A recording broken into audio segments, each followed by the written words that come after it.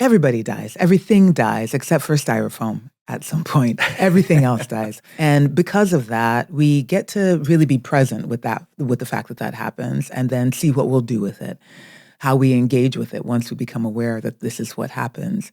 And there are a number of ways to look at it. We can look at it as dark and scary and macabre and no thank you and morbid. And also we can see the value in it, the benefit, the potential. Because when I'm thinking about my death, I'm thinking about death in general, my entire life comes into very, very clear focus. Life itself becomes far more meaningful. Life's meaning is that it ends. The fact that we will die, I will die, this will die, creates such importance for the time that it's here.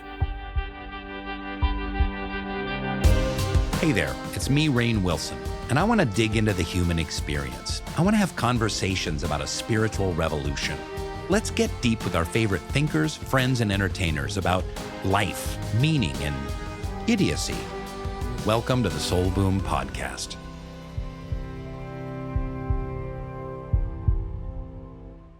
I think my favorite part of your new book is when you describe your own deathbed and your death scene. Can you take us through that? What does that look like? Take your time. Yes. Hit the poetry. Great. Bring us in. Wonderful. It's just fantastic. Okay. So you're passing. Yes. Hopefully it's a long time from now, but maybe. What's going on? What's happening, hopefully, is that I am dying as a result of disease. So I know that my death has been coming and I've had some time to prepare for it. Mm-hmm. Ideally, it will be at sunset. I want to watch the sky change and turn orange and pink and purple, and that vibrancy as the day dies into the night. I would love to see that one last time. It's such a rich tapestry. I would love to hear some running water very gently. I'd like to smell Nag Champa amber incense and peonies. I want to be wearing socks. I want a blanket. I don't want to have any machines. I want to be in my own bed. I want to have all my affairs in order. I want my folks to know what it is that they're supposed to be doing with my body and with my stuff after I die. And mostly, I want the people that I love and those that I've held really dear to be with me, to journey with me. I want them to not make me the center of attention, though. I'd love it if they were chatting amongst themselves and paying attention to what's going on, but not just staring intently as I breathe. I want them to be comforting each other. I want them to be maybe talking about memories that they have of me or our time together or what our relationship has brought to their lives. And I want us all to go and surrender. I want them to surrender to this big moment. I want myself to surrender and just to say, this is it. Like my whole life has been leading up to this moment. And I'd like to die in gratitude.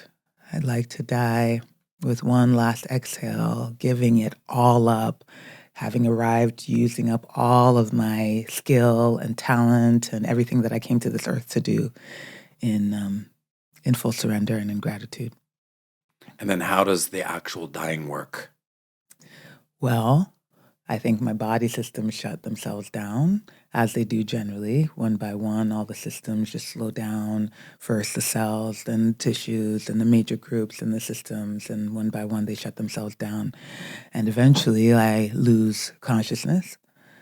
I don't know what happens. I wish I kind of did. Well, no, I don't actually want to know. But eventually I lose consciousness. My breath slows. It stops. And they clap. My people that are there clap. They applaud? They applaud. They applaud the transition. They do. They do. I think they applaud for the life that I lived, truly, the life that I lived and the grace with which I let it go. I think they say, good job, honey. You did it. That's beautiful. I would love that. That's beautiful. I wrote in my book about, and I have a chapter called Death and How to Live It. And you know, I'm not quite maybe as obsessed with death as you are, but death is an obsession of mine. I find it incredibly valuable to think about, to deeply ponder, to meditate upon, and to feel its reality. We'll get to that in a little bit. But in my book, I talk about the passing of my father, and it was he went in for a quadruple bypass surgery. He was 78, but still the percentages of survival were quite high for that. They were going to take segments of his arteries from his legs and put them in his heart, and the success rate is very high. And so we were like, oh, okay, well, see you in a few hours, Dad. And I got to spend the last hour that he was alive with him in the waiting room for the doctors, and give him a lot of love and talk and chat, and it was really beautiful. And then we got a call like 4 hours in, like, it's not going well. And then we got a call like 6 hours in, it's really not going well. And then it was like, oh, it is going a little better. Oh no, it's not going well. He was under the knife for almost 12 hours, which is like the maximum a human body can do that, because they have an artificial heart and they're pumping blood and whatnot. And then it really was not good. And then we visited him that night, and he was losing blood pressure, and we had to essentially unplug him. I mean, we could have let it ride out, but it's kind of like, what's the point? Like, we could literally see his blood pressure going. And I was like, how long until he dies naturally? And it's like 30 minutes to 3 hours. But I mean, it was just like, and it was devastating and terrifying and heart-wrenching. And it's funny because for me, I thought, oh, this is such a cliche. Like, I've seen this scene before. As someone who's a Hollywood storyteller, like, I hear the squeaky shoes of the nurses. I hear the beeping of the machines. I hear the from the lung thing and the nurse's conversation. The Dr. Sam, paging Dr. Sam. And it's like, this is like an episode of ER or Grey's Anatomy, and I'm in the middle of it. And that felt silly. And then when we unplugged him, I felt this incredible revelation. And again, when we prepared the body for burial, because as Baha'is and members of the Baha'i faith, we bathe and purify the body and ready it for burial. I had this profound experience of, looking down at my dad, and there's like an eyebrow hair sticking up, and there's a mole on his hand, and there's this little gray mustache. And I was like, oh, but this isn't my father. This is the vessel that contained my father, his essence, his spirit, his soul, his consciousness, whatever you want to call it. That has moved on in some way, shape, or form. I did not experience it as like snuffed out. Yeah. I didn't experience it as like, oh, it's dead and gone and it doesn't exist anymore. For whatever reason, on a visceral level, I experienced it as moving on. And I saw this body for what it was, and it was beautiful. And it had a lot of joy and laughter seeing that body that I've known since I was a toddler. And it carried his essence, and his essence moved on. And that was really profound in terms of my spiritual thinking, which comes back to this quote that I'm always quoting right and left about Father Teilhard de Chardin, who says, we are not human beings having a spiritual experience. We are spiritual beings having a human experience. And I saw my father's spiritual beingness had this human experience for 78 and a half years in this vessel and moved on. And I guess I'm just sharing that story with you, Alua, because I know that you have seen that happen dozens and dozens of times and experienced family members having that same experience that I had. Like, you've been there, but can you talk a little bit about that idea of a vessel? First of all, thank you so much for sharing that with me. There are so many ways which we engage with our mortality, and one of the most profound is to be with somebody as they're dying and experience the ineffable awe that comes once life has left the body. And I've witnessed time and time again where the body now is laying lifeless, yet you can still feel something in the room. There's some essence that still remains. Sometimes it feels like it descends or comes up, but like there's a A presence, maybe? thick Yeah. presence Oh, that is in the room at the time. I wonder what that is. I wonder, but I do know that watching as life leaves the body, it goes from this vibrant, even if the person was unconscious in the hours beforehand, this mhm. vibrant vessel animated by something unknown to just really matter, just like that, you know? And as the body starts changing physically, um, as the eyelids get flatter because the eyes lose water and flatten out, and Oh, the cheeks get hollow, and the color changes, and there's a whole relaxing that happens to the body. It's much easier to identify that this body housed the depth of love and experiences, and this person got to engage with the earth because of this body. But now that thing that animated the body is gone, it just is matter, tissue, blood, flesh. That's it. mm. It's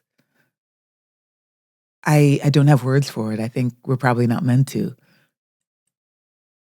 And do you experience family members having had the same kind of revelation that I had?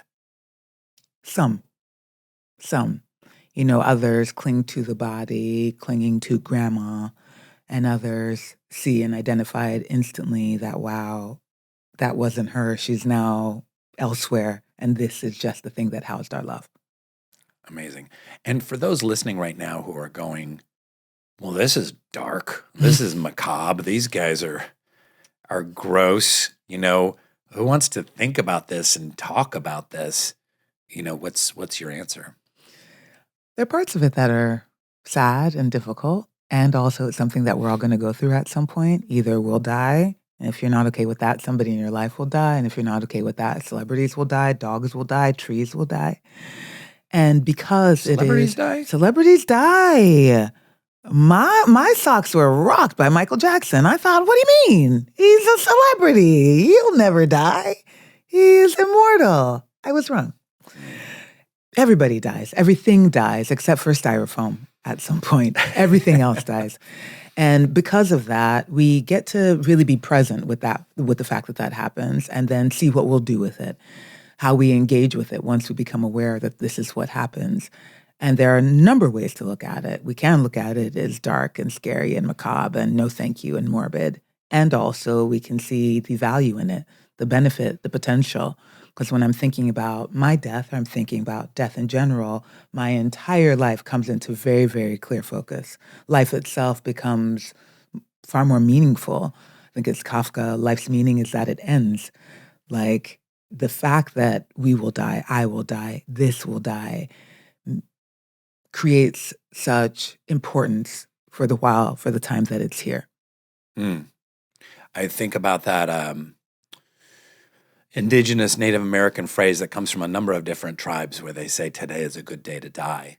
And it's often like misinterpreted as like a Indian native warrior kind of credo of like, I'm going to go to my death. But it's really a daily affirmation. Today is a good day to die, realizing one can die today, that death is very real, and that I've lived a rich, full life, and that the end is coming.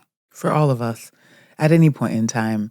And to me, that's inspiring. It gives me a reason to look forward to the days, to be more present in my moments, to feel as though I've done this life thing in a way that feels good for me, so that when it comes, if it's today or tomorrow or 50 years in the future, 50, I'll be 95. That's pretty old. But at some point, it will come. And I want to look back and say, all right, I'm ready. I'm ready. Yeah. That's a practice. That's a daily practice to get ready. We did a show on my old company, Soul Pancake, called My Last Days. And it was made by the great filmmaker Justin Baldoni. And it was interviewing people who were in their last weeks or months, or in one case, years of their life. In fact, one guy's still alive, about what it's like living with some kind of terminal illness. And it was very sad It was incredibly powerful. And we had people write in all the time who say, every day I watch one of these videos in this series. It took off. It was incredibly viral, hundreds of millions of views. People are really interested in this topic, even though it's dark and morbid, like you say, because it's so inspiring. And it's like, oh, these people that are facing their mortality and struggling to and succeeding in a lot of cases, just an exuberant, passionate embrace of being alive. Like seeing those stories every day was incredibly powerful for the viewer. I'm not surprised at all, because one thing that death teaches me over and over and over again is what a gift it is to live, which means that when I'm considering my death, when I'm supporting other people through theirs, what happens is that they end up so full of life once they start to accept and embrace their mortality. If you think of it this way, if you knew that it was going to be the absolute last time that you ate an orange, and you like oranges, you're not allergic to them or whatever, but you're like, your last time, you would savor it. You'd notice the little bits of oil that fly out as soon as you start to peel it, and that little iridescence that's on your finger afterward, the tartness of the juice when you first bite it, the little pulpy bits on the inside, the changes in oranges and the cream of the little strings that are around it. You would be really present with it. And that's what being with our mortality, that's the gift that it can bring when we're willing. We have to be willing. People that are facing their mortality have no choice. The rest of us should be facing our mortality regularly. And when we do, it's possible to live in awe. Awe. Yeah. Of being alive. I mean, the vast number of things that have to go right in order for us to become human is massive.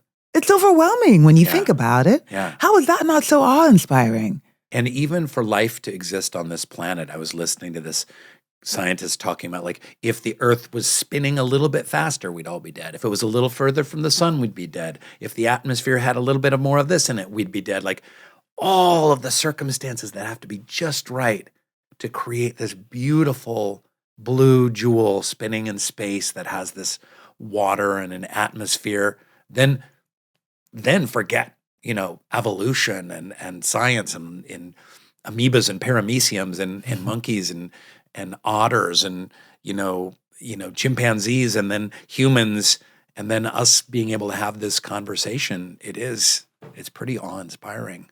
Absolutely. There's no way for my human brain to really comprehend all it takes. And then on this beautiful jewel with all these beings that we journey with, the ones that we can see, maybe some that we can't, within all of that, at least the human beings, there are about 8 billion of us here right now, all with our joys and our trauma and our pain and our unique perspective on the world, my experience, which feels like the only one, yet in my head, I understand there's a bunch of you all too, but like mine feels like the one to be having. It's just fascinating. It blows my mind all the time. The awe of being, I'd say, is something that fills me up regularly. The awe of being. I love that. Awe of being. Yeah. Even sometimes when I'm in traffic. And don't get me wrong, I got mad at the woman at the dentist office yesterday and for a second was like, rah, rah, rah, rah. But for the most part, a lot of times I can pull back out and say, wow, what a gift it is to have teeth, to get them cleaned, even though the appointment was supposed to be one day and they changed it to another day when I can't make it. Those assholes. Dickheads. I know. Yeah, I mean, I do. I talk a good game about spirituality and I'll talk about meditation and I'll, you surrender and Buddhist ideas and blah, blah, Baha'i ideas. But most of the time I'm a grumpy and annoyed and constipated and checking my phone way too much. And human. Yeah, briefly, perfectly human. Blink. Hey everybody, it's me, Rainn, and today I want to tell you about one of my favorite products, Element Zero Sugar Electrolyte Drink Mix, and it has become a game changer in my daily routine. And I mean a tennis game changer. I have been using this for years in my tennis game. You put these little salty, delicious electrolyte packets in your water bottle and you will never cramp up and you'll never dehydrate. Not only does it taste great, it keeps the hydrated energy focused throughout the day. And it's not just podcast hosts, folks. Professional athletes, Olympians, and Navy SEALs rely on Element for their hydration needs. Here's what you want to do. Get your free Element sample pack with any purchase at drinkelement.com/soulboom. And don't forget to try the new Element Sparkling, a bold 16-ounce can of sparkling electrolyte water. If you don't like it, Element will give you your money back, no questions asked. It's risk-free, so give it a try. Stay hydrated, stay awesome, stay soul boomy. One thing that's so fascinating about your field is the different levels that a death doula works in what you call death care, which I love that idea, death care.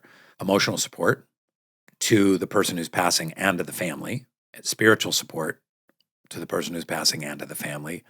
And then there's this whole world of like, you list the shit you got to take care of that hopefully people have prepped for before they die. Can you go through some of that stuff? You're talking about like titles of cars and insurance and all of that. It's Passwords so much shit. and everything. It's mind-boggling. It's so much shit. We could talk for 3 hours on the things that you must do to prepare, but generally, here are the categories to think of, because death doulas also are able to help healthy people create comprehensive end-of-life plans. And also, once somebody is aware that dying is coming from a particular disease, it's important to just kind of check to see where all these practical things lie. So, for starters, an advance directive. Getting clear on who will make your decisions for you in the event that you can't, and then also your desires for life support. That's most important, I'd say, for everybody. And then start to think about things like how you want to be cared for while you are in your dying, what you want done with your body once we're disposing of this vessel, the body, your services, if you want any at all. Consider your possessions, what is going to happen to all of them. Yes, you should get a will and a trust perhaps for the big ticket items, but also what about your sentimental items and the things that hold great value to you, but maybe aren't worth much, you know? Like, for example, these bracelets, I wear them every day. They don't cost much money, but they are brass and copper, and I think a lot of people identify them with me. I'd like to give them to my niece or somebody who would care, because otherwise, I'll take one. I'll take one of you them. can have one. I'll give you one today. Also important to think about your dependents and pet care and any disabled adults that are under your pet care. You don't think about like who's Nobody going thinks to take care of your cat or whatever. And then what happens? So you're in the hospital for 3 weeks. Your dog is starving at home. Like what? We need to think about these things. Also, here's where it gets really thick. Any biographical information and data, any important information and documents, birth certificates, death decrees, marriage certificates, passports, Veterans Affairs numbers. Did you serve anywhere? What are all the titles you have? Any leases, storage boxes, safe deposit boxes. Dear God, the list goes on and on. And Passwords, online accounts, titles, just on and on and on. If you think about the amount of information you hold to make your life work, once you die, all that information will die with you unless you're doing life closely with somebody who holds some of it. But if not, then... Yeah. Wow. Yeah, it's important. You mentioned about... what to do with the body when it passes. And one thing I thought was really screwed up is, well, when I was a kid, our cat Tex disappeared. Okay. He was gone 3 days. I was heartbroken. Where is Tex? I'm walking down Ballinger Way, southeast in Seattle, northwest, I forget where. And there is Tex laying down. I'm like, oh. And then I realize, oh, Tex is dead. And then I go over to Tex, and it looks like Tex on the top, and the bottom of Tex has decayed. And like Tex is literally turning into dirt. Wow. Like the body is dissolving into dirt. Cat on top, dirt on the bottom. Wow. Probably some worms and other stuff going on down there, right? I'm sorry to get all morbid and macabre, but kids, this is what happens. This is the great miracle of life. Ask Sir Richard Attenborough. And I was thinking about Tex when my father passed away, because I was like, okay, so the Baha'is don't preserve the body. What is that called when you fill it full of chemicals? Embalming. We don't embalm the bodies, which is, embalming is the most ludicrous practice, in my opinion, known to man. Like, a body dies and you fill the body with like chock full of like preservatives so that it kind of retains somewhat of its lifey looks. It's ridiculous. It's an insane. It's gallons of chemicals. It's wild. And it prevents odor for a while. I mean, maybe there was a while like during a war or during a plague or 100 years ago or 150 years ago where that made sense. And bodies used to die and go be in your living room, with you. But so we're like, so no embalming. They're like, okay. And I'm like, so here's this plain wooden box. We don't need anything fancy. He's going in that. Like, okay, what happens? He goes into the earth? Oh, no. He doesn't go into the earth. Like, what are you talking about? Like, no, there's a cement box that they put into the ground. Then the coffin is lowered into it. Then a cement lid is put on top because they want to preserve the look of the cemetery. Kids, get this. They don't put coffins in the ground like you see in the movies. They put coffin into a giant stone box. And then I was like, well, wait, my dad's precious, beautiful body, this vessel that carried him through my life that I've hugged 1,000 times, like it's sitting in this coffin and there's just air around it and like it's decaying. And then what happens? And like, well, slowly over hundreds of years, water seeps in and some dirt seeps in and then it all very, very slowly stabilizes. So eventually the body's going to be in the ground. But I was like, wait, the body's not going to be in the ground for like 100, 200 years or more? Like, that's nutty von Nutstein. And then I was like, well, at least fill the box with dirt. And they're like, that's going to cost you. I'm like, how much? Whatever it is, I'll pay you. And they're like, it was like an extra like $500 for them to bring some guys over with some wheelbarrows of dirt and fill the concrete box with dirt on top of the coffin so that at least there's like, he's in dirt, he's in the ground, he's in the earth. To some degree, he's in the earth. Part 2 of this has to do with cremation because as I was exploring cremation, Baha'is don't cremate from our faith tradition, but essentially you're stripping all of the nutrients out of the body by cremation. A lot of people don't know this. You're turning it into ash. Any vitamins and minerals or whatever that the body contains that could be used to grow flowers and trees and feed bunny rabbits and worms is stripped out and like they throw the ashes somewhere or they keep them on a shelf or something like that. But you've destroyed what's natural and beautiful about the body. Recently, just in the last 10 or 20 years, there's been kind of like green burials, and there's a couple places in the Pacific Northwest where they own a couple, but it's illegal in most states. It's legal here in California, gratefully. Okay, good. But they have like a place and you can go like literally put the body in a box and go bury it under a tree or something like that. And that seems like really the only truly humane way to do this. But why is our burial practices so bass-ackwards? The only way it makes any sense is money, because otherwise I can't understand, and partially our death avoidance. I had a long conversation with a mortician once about embalming, and what she said was that part of the reason that they are embalming is to restore the body to a lifelike state. Now, that was really confusing to me because the way that I understand it, the body's dead. There's no life anymore in it. And everybody who's coming knows that the body is dead. Nobody's expecting this body to look lifelike. And on top of that, it doesn't even look lifelike. It looks like a wax figure of some sort. Mm-hmm.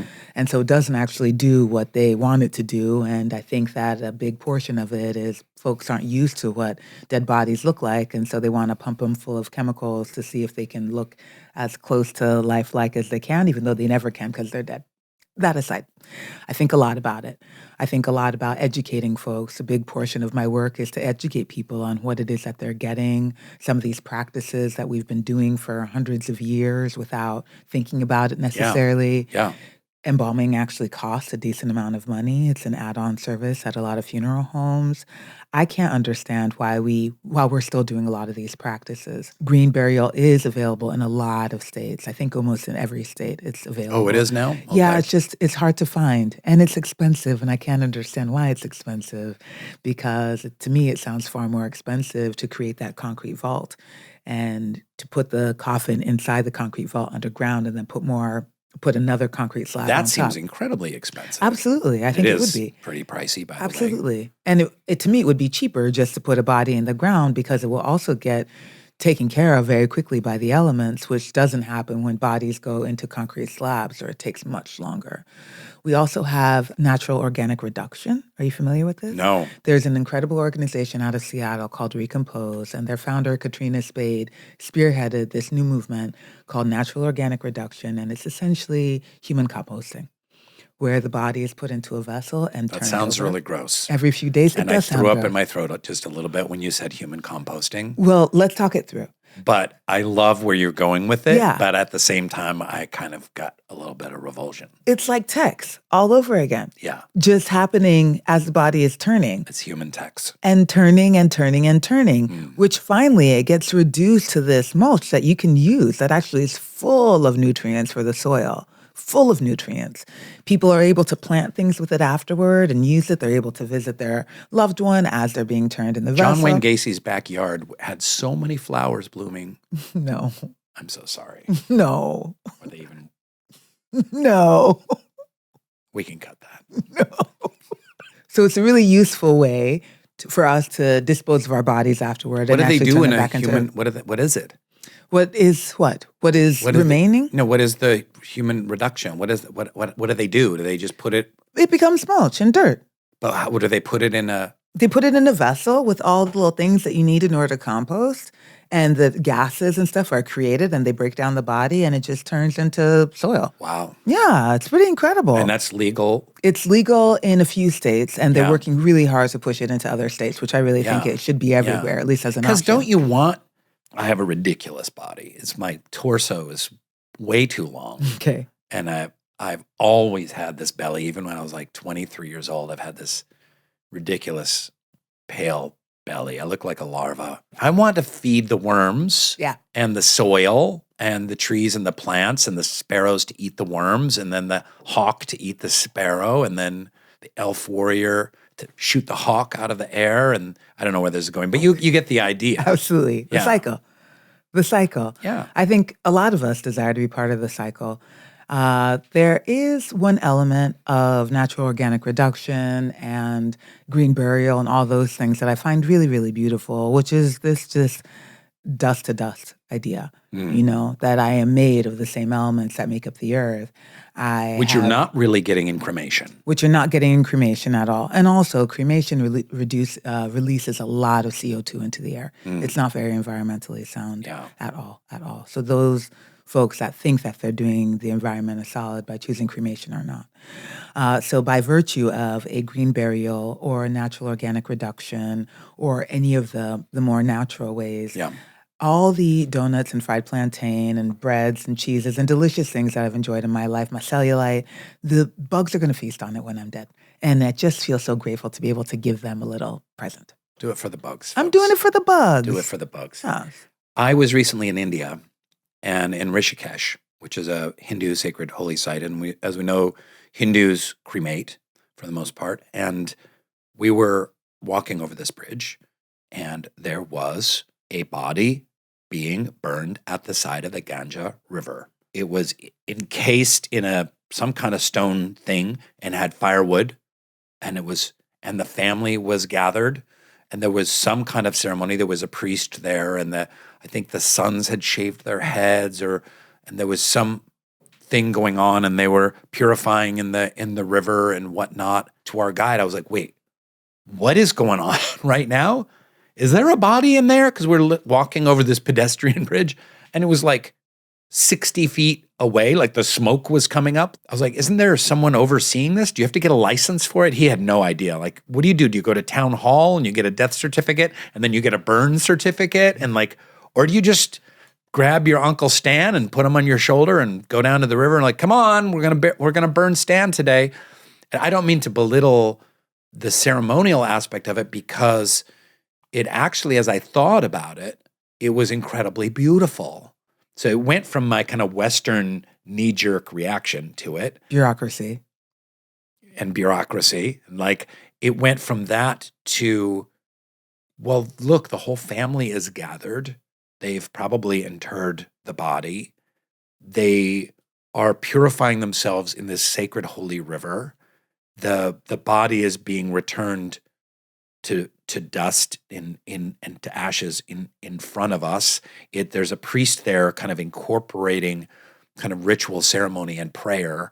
I'm like, well, that's a hell of a lot better than just putting it in a stone box and saying a few words and throwing a flower and walking away. This is like, it's so interactive. Yeah. I'm not familiar enough with how all the burial, the ritual aspect happens in India, but I will tell you that there's so much ritual and tradition baked into how they do things around death and dying, which to me is just really wonderful to witness and to be a part of, and also to acknowledge that folks are doing it in a way that they've been doing it for a very long time that works for them. And the way that they do it thousands of years. Forever, forever, honoring religion and history and grief and the whole nine. But even if that bureaucratic element wasn't there, I still totally trust that the way that it's been done is a way that honors the folks that are doing it. You talked about death avoidance, and I think probably a lot of listeners right now are cringing a little bit and feeling uncomfortable and getting goosebumps and maybe throwing up in their mouth a little bit and then turning this off and then turning it back on. And you talk about death avoidance, and I had an aunt, and she was a chronic smoker, and the doctor was like, you've got emphysema and the first stages of lung cancer or whatever. If you keep smoking, you're going to die.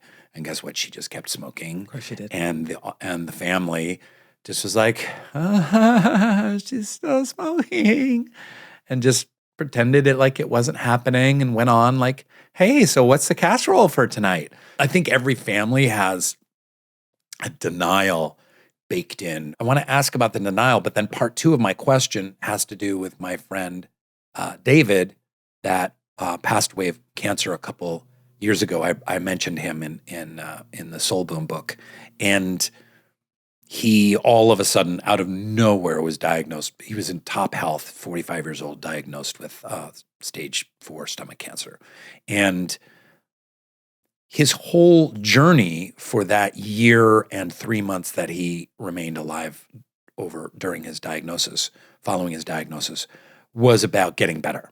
It was all about, how do I heal this? How do I beat this? He changed his diet and he tried experimental medications, and I would never fault anyone for diving whole hog into the healing, especially around cancer, because you never know. There can be an experimental therapy that all of a sudden, I've known people that have reversed cancers from. So certainly nothing wrong with wanting to preserve life. But at the same time, I found him very difficult to talk to because he really was in deep denial around his own mortality. He couldn't go there. I would never judge anyone for not being able to go there. This death denial or death avoidance, what's your take on that? Is that it's pretty human. It's also very Western to push away ideas of our death.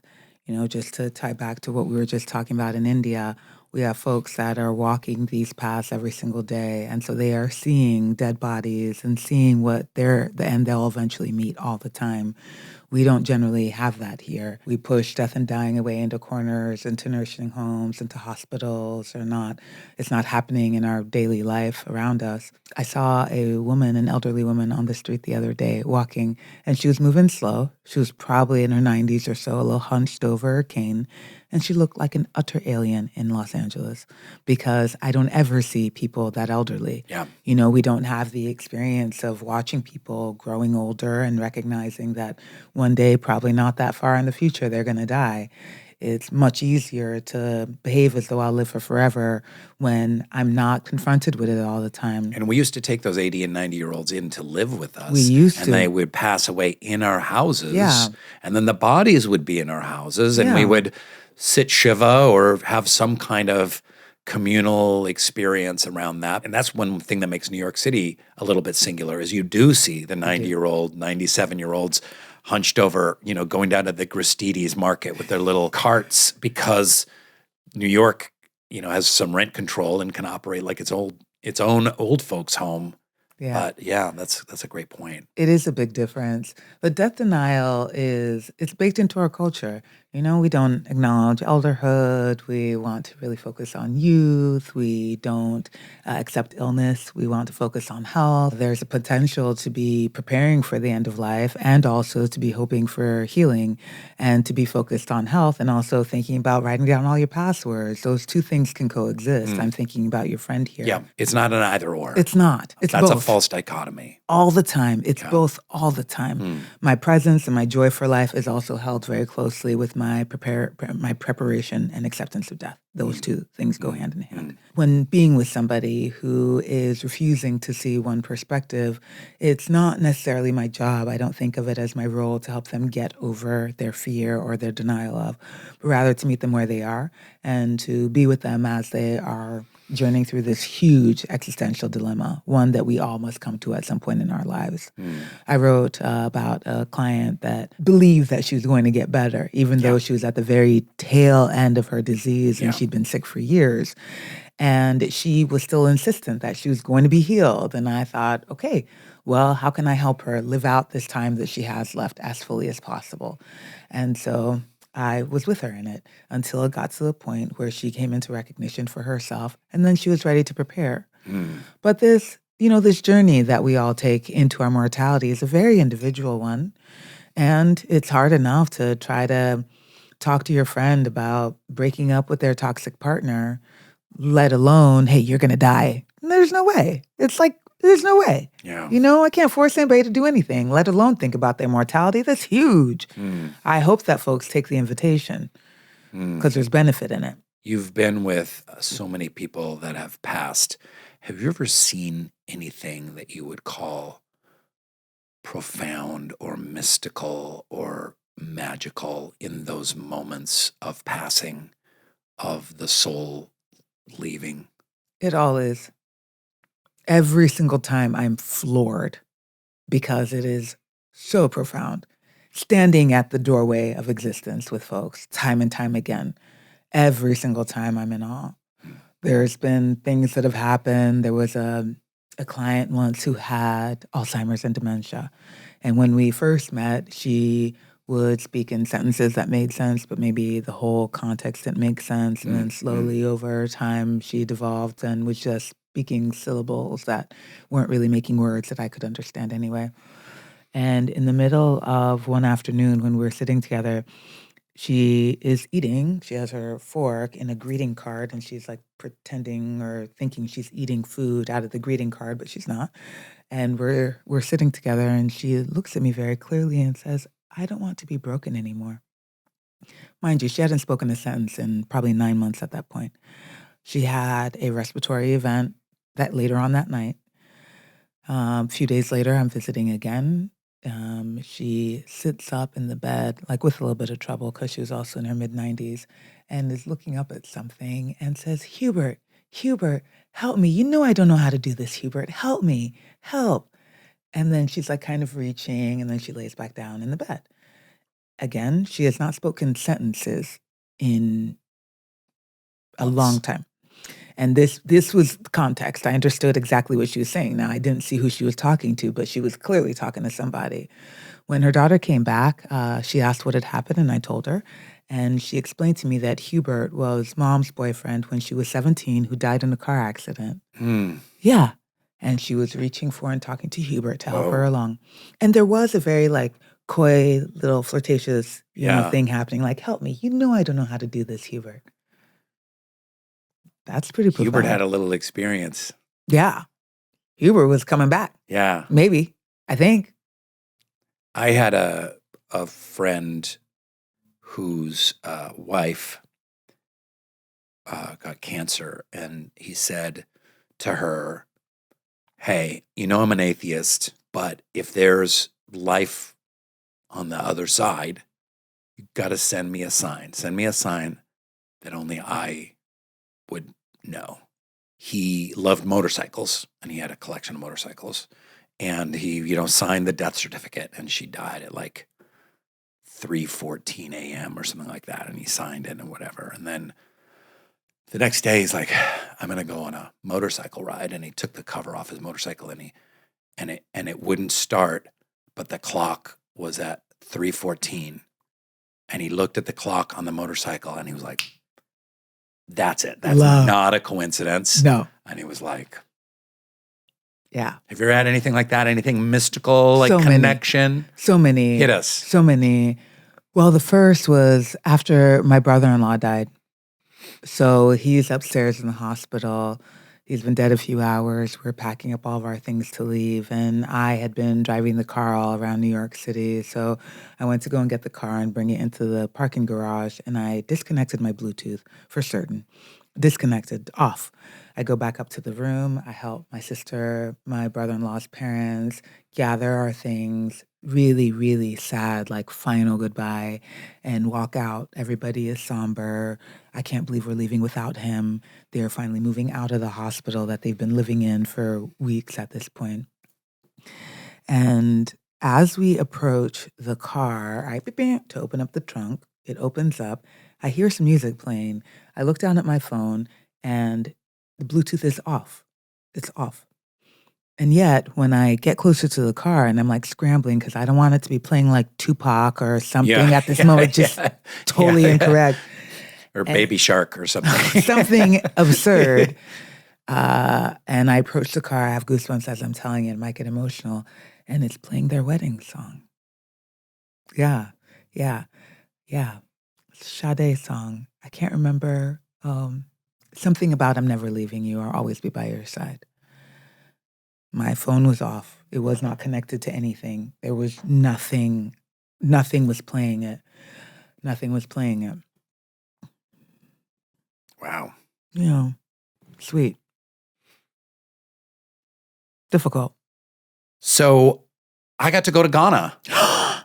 Yeah. Wow. So I did this show a year and a half ago called The Geography of Bliss for Peacock, traveling around the world, looking for what made people happy. And we went to Ghana. So I was in Accra but not just Accra, I went out as well for like 9 or 10 days. You're Ghanaian. I am. I want to hear about what it's like being Ghanaian American. Ghana was magnificent, beautiful. People were radiant, so warm, welcoming, even though it is harrowing to see those forts that were the center of the slave trade and that red road that emerges from the jungle that, tens of thousands of men, women, and children were kidnapped, raped, violated, and then their freedom sold away. And that was a center of that.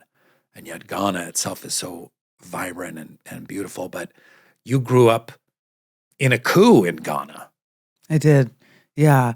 My dad was a member of parliament and the government got overthrown. And we lived in housing, particularly for members of parliament. So the soldiers were coming there to snatch them all up. And so we had to escape and flee.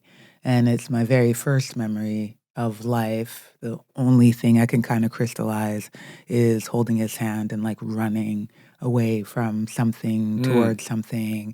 There was a lot of chaos. I remember that. But I remember also feeling very grounded with my dad as all this was happening. Ghana is everything to me. I left very young, and there's always a sore spot, about that. I've always felt like an outsider everywhere I went because the place that I would identify as home was taken so young from me that I'm still, I think, perpetually looking for home in some way. It doesn't feel like it when I go there now. In some ways it does because people look like me and speak my language and eat my food, but also I present very Western, which is tricky. We are folks that for a bunch of years, centuries, were stolen from and beaten and the whole nine. But yet our spirits have never been broken. I feel strongly about that for Black people across the world. is that I find Black folks to be some of the most joyful and connected and vibrant, despite what colonialism has done to us for centuries. And that to me is an element of being a death doula, a Black Ghanaian death doula, who was helping to restore dignity and dying for all, despite what my ancestors and the ancestors of those that look like me experienced. Alua Arthur, paperback. Your book is out. It's out. And I guess I've transitioned to it. Tell us a little bit about what you're doing in the book. I've read literally about 3/4 of it. It's wonderful. It's a lot memoir. It's really memoir of your life and how you came to being a death doula. And you certainly didn't invent the job, but you have brought, you and your organization, Going with Grace, have brought so much attention. You've trained 2,500 death doulas in 17 different countries. Yeah. That's crazy. It's cool. That's so cool. That is like you've literally changed life on earth to bring so much more consciousness to this sad, beautiful, difficult, and incredible idea that we all pass away. But what were you going for in your book? I was going for the opportunity for most of us to feel seen, to recognize that so many of the experiences that we have while we're living and dying are in fact universal. I get to see it when folks are dying because I get invited into all these homes and lives and I see what people are struggling with. And there's so many beautiful stories you tell of being in those rooms with people passing and the stories. I mean, you could just do a whole book of just the stories of the people you've been with and hearing their life story and interacting with their family and then being part of those tragic and glorious final moments. Tragic and glorious, beautiful and brutal all at the same time. There are so many stories. And I really wanted to highlight that every human has a story. You know, we all have medicine for one another. We all journey through life in these somewhat similar ways, somewhat different, and there's so much we can learn from one another. I wanted to write it as a memoir to tell my story as well, because when looking back on my life and my journey into death care, had I been present with my mortality much earlier, I wonder what my life would have been. You know, I firmly believe that many paths, same destination, I would have gotten here anyway. And at the same time, I was struggling with a lot of things that would have become in very, very sharp focus if I was with my mortality in a very present way. I practiced law for 10 years at the Legal Aid Foundation of Los Angeles, doing work that was great. It was great. And important. Yeah. And it crushed my spirit. The system is not set up for the people that need it most to thrive and to survive within it. And butting up against that infrastructure constantly just wore at my spirit. So depression bloomed, and when it did, I took a leave of absence, and I met a fellow traveler on a bus in Cuba. We started talking about her life. She had uterine cancer. We started talking about her potential for death. And then I started thinking about my death. And then it was like, whoosh, all of a sudden I started to think of my life in relationship to my death, and realized that if my disease of depression was going to kill me, which depression can absolutely be a life-limiting illness for many, if my disease of depression was going to kill me, I was not pleased with the life that I'd lived thus far. It was such a call to action to wake up to my life, that this was the one that I was living, the only one that I had, and not, time's a ticking, but not in a hurry up and do something way, but rather get with it way, get present way. And it shifted the way that I see life. I thought that it was important to tell my story as well, because I think so many people can identify with just kind of living unaware and doing the things that you think that you're supposed to do until one day you realize, oh shit, this was it. Well, it's a fascinating life story too. And I want to get a little bit to your childhood, which is amazing. But then right after you were traveling with the woman in Cuba, your brother-in-law, Peter, was starting his journey, and you were intimately involved. Can you tell us a little bit about that and how that inspired you into this field? Yeah, Peter was my older sister's husband, Peter St. John. He was a lovely man, gregarious and funny and stubborn and a little annoying. And he was just like constantly needling me, and I couldn't understand what just constantly. But I did it back too. I did it big time back. Right. I just gave him so much shit. And he was in my life for about 15 years or so. And then he was sick and he was dying. And it was devastating. And I went to New York where they were. And I thought I'd just be there for a few days or something, hang out, see how he was doing. I don't know what I thought. I hadn't thought it through at all. But I arrived and I didn't leave until after he died and after we'd had his funeral. I got to journey with him and my sister and my niece, their child, through his death. Being present for him in that way was one of the greatest gifts that I've ever gotten, to care for him in that capacity. It felt so intimate. I felt so honored to be able to be there with him and for him. And through it, I also saw how isolating it can feel.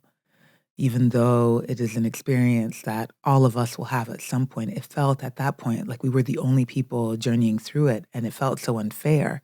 I wanted somebody to see us and to help and to be with us and to explain things and to just say, you got this, or yeah, this is hard. And it's not surprising that this is the situation you're in, or to explain what was happening with his body, or to give us some referrals for anything, just anything. Alua, this was such a joy to speak with you, even though we were talking about such a dark and difficult topic. But I loved your book. Briefly, perfectly human. It's a beautiful story. It's very touching, incredibly powerful too. Thanks for the work that you do. People can also, how can they find Going with Grace? Is it just the website? Are you on the socials as well? Everywhere. Okay. Socials at Going with Grace, on the website, also aluaarthur.com or Alua Loves Life on Instagram, but everywhere, really. Alua Loves Life. That's perfect. She sure does. And you certainly do. And thanks for dropping by the Soul Boom Studios. Thank you for having me. The Soul Boom Podcast. Subscribe now on YouTube, Spotify, Apple Podcasts, and wherever else you get your stupid podcasts.